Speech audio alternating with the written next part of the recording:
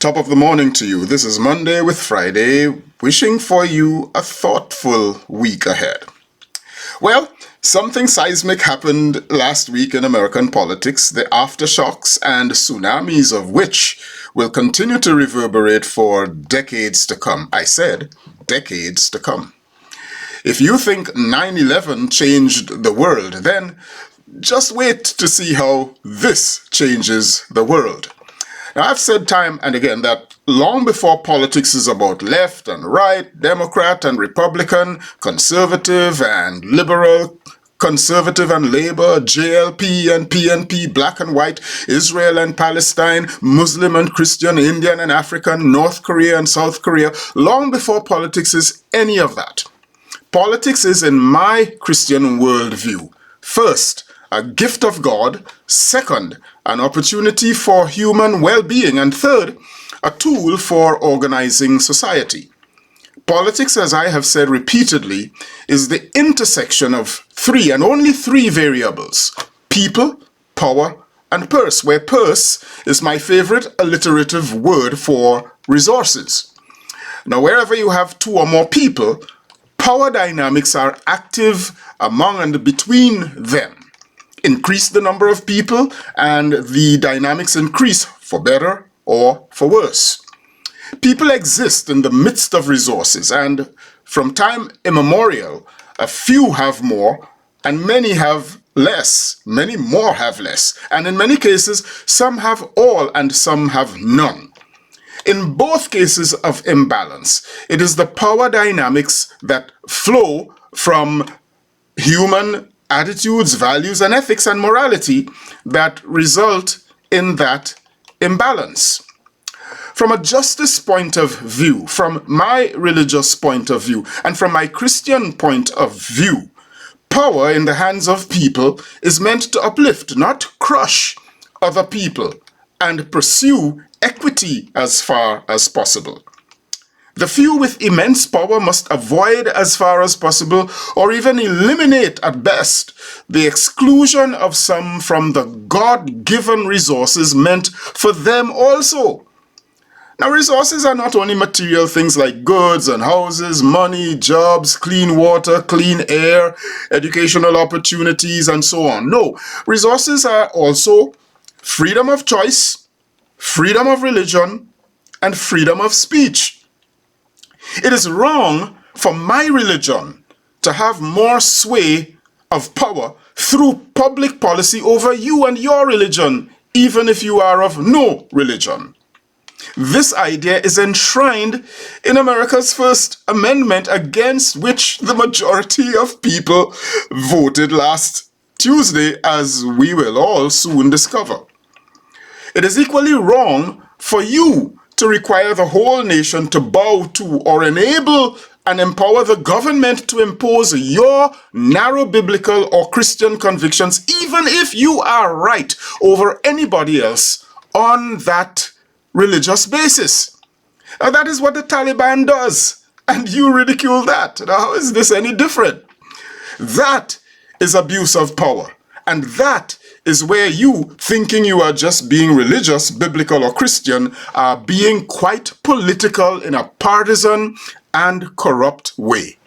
Not only are you being politically activist, you are also being oppressive and unjust, and you are being unchristian, because this is so very far from Jesus. And if you do this, you deviate from him.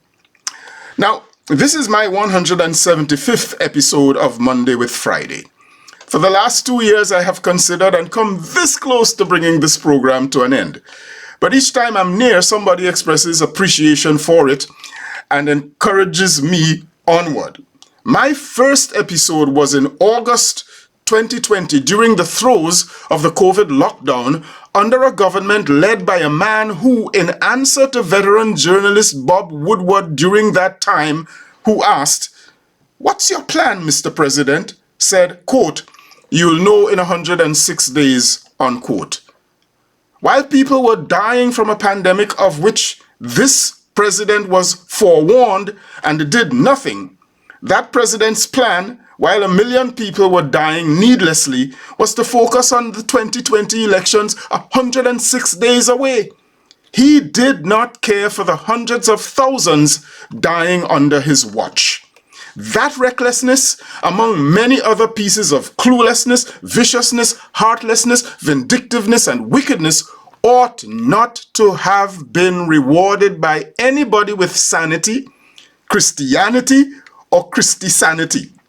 All of you who voted for this will one day awaken with deep regret and a realization that it was incredibly foolish to limit your Christian conviction to your position on abortion and LGBTQ issues. Now, surely Christianity is much wider than those. While you dismiss those as intolerable for your vote, here is what you did. Here's what you did. You clearly, not just apparently, you clearly embraced fraud, lies, theft, insurrection, sexual assault, racism, hate, slander, cruelty, wrath, malice, dissensions, divisiveness, name-calling, misogyny, usury, incompetence, and many more as part of your Christian values, very acceptable to you and sufficiently honorable and less vile, dangerous, and destructive than personal choice and medical prescription to abort, and the choice of a minority to love whom they would, even when they're born wired to love that way. You and I don't have to understand that or accept it, but we have to, in a secular society, allow for it. Now, what you did there, my friends, is used your power to curtail the God-given freedom of others to simply choose and to simply be, which is not how power is to be used if it is to be used justly, equitably, and fairly. What you did there, my friends, is reduced with your power the purse, the resources of others, and used your religious supremacy to rob the masses of their freedom. What you shall discover, my friends, is that you have also robbed and harmed people you love, and you have harmed yourself, as you are going to discover.